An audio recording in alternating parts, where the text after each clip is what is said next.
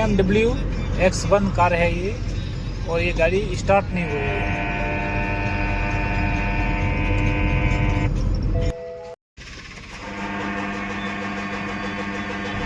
इसमें चेक किया है, डीजल सप्लाई नहीं हो रहा है इसके अंदर।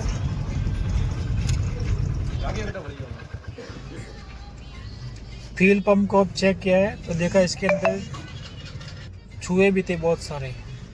चूहों ने भी सब वायरिंग कट कर दिया है, और गाड़ी के अंदर पानी आया था।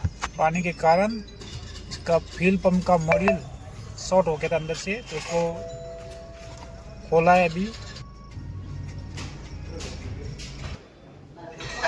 मॉड्यूल को अच्छे से क्लीन करके वापस लगा रहे गाड़ी के अंदर।